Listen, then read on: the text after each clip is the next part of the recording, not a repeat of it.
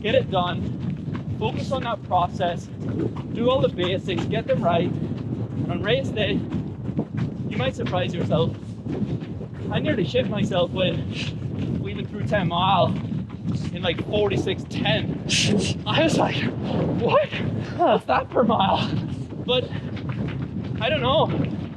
I think like you can psychologically psych yourself out. You forget the basics of just get the training done. Yeah. Who knows what'll happen on race day? Nah, it works. How do you think these guys are running 26:40 odd, 26:50 odd? They're just focusing on their process. Yeah. Week by week, building fitness. Week by week, getting stronger. And on race day, just race. Who knows what'll happen? That's how you run 208 for the marathon.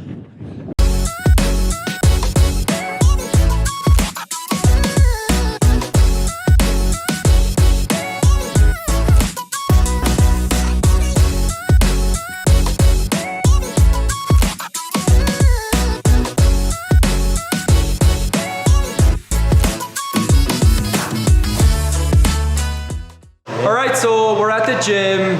You know, it's funny, I spent a bit of time there in Hawaii. I'd go out in the morning, I'd run 10 miles, I'd come home, and I just talked about taking 3 months off. And I could almost tell the people in the house would believe, if I wanted them to, that I'm still training, that I'm still full-time training. But you're not. The run is like a tiny part of it. What really separates perhaps even beginners, the intermediates, the professionals, is the time that they're dedicating to training outside of the run. The run's the easy part of the day. And so now that I'm taking the training serious, or that I'm really dedicated to this, you know, Paris Olympics thing, no big deal.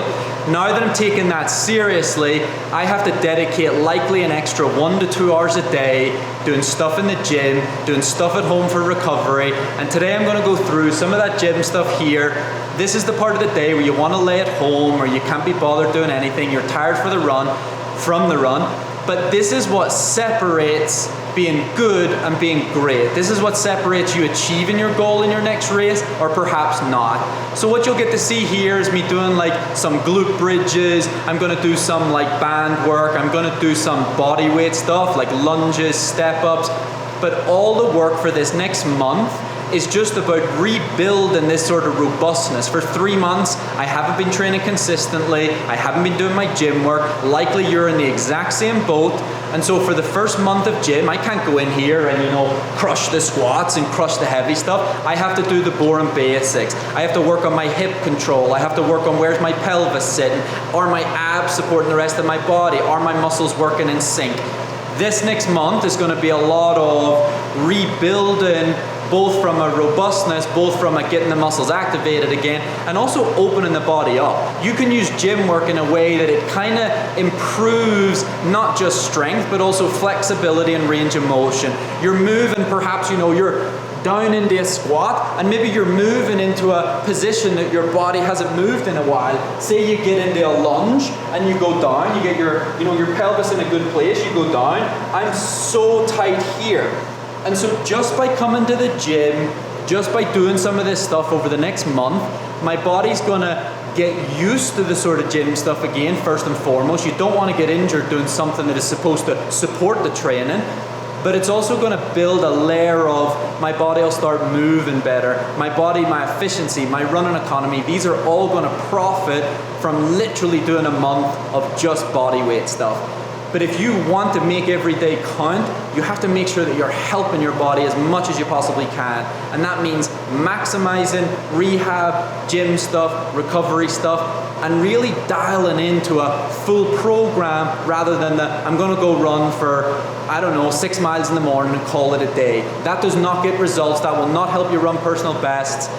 Enjoy this. You can see some of the gym stuff. It's all very basic, it's all very simple, it can be boring, but it's going to help support your training and make sure you go on to hit personal bests, achieve your wildest dreams, all that stuff, but it takes time, and you have to do it when other people aren't willing. We're going to do a run where we do a Q&A.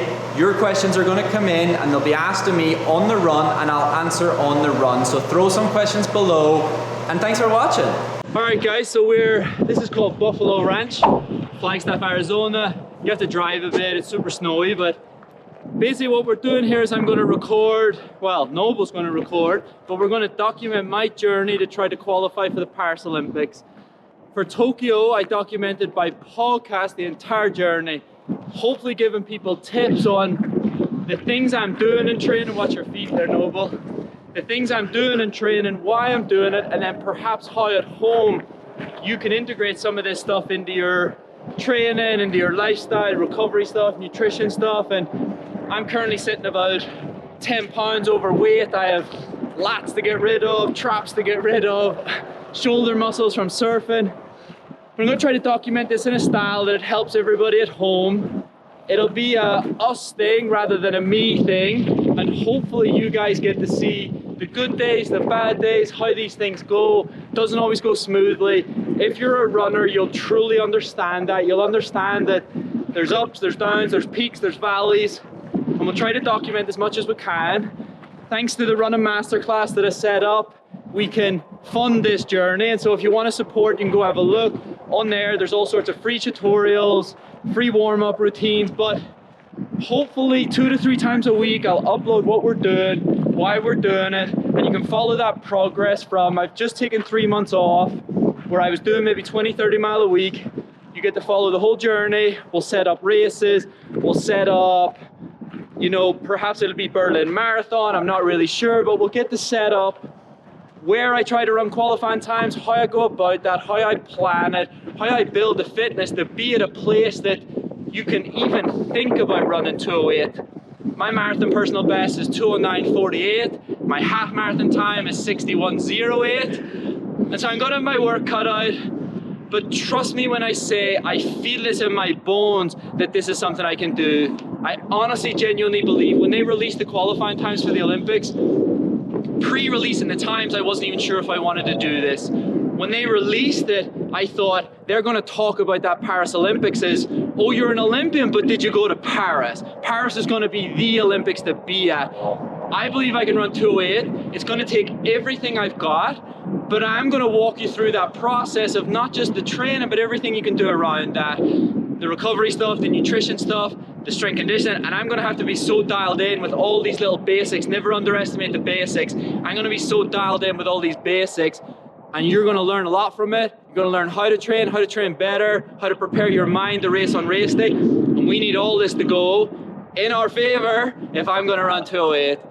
But enjoy the show. Like, subscribe. If you want to check out joggingroom.com, that's where there's lots of other tips on things like that. But I really hope you enjoy this process. I hope you enjoy the journey as much as I might enjoy this journey. And hopefully we make Paris Olympics. I just want to introduce you to Noble, because Noble's going to document this entire journey. And so he's very important. Say hi. What's up, guys? We're ready to do this. Let's make it happen. But thanks so much for checking in. Check out some of the other videos and appreciate you all. Hey, Katie, what are his odds of qualifying? I'm going to say 10% at the moment. 10%? That's quite low. Yeah. That doesn't seem very fair. Well, based on what I've seen so far. How many months are we out? Like 16 maybe. Oh, it peaks in time. If it goes up, think about it, 16 months, it only has to go up like 3% a month, 4% a month, and I'm off the 100%. Leave your bets in the comments below.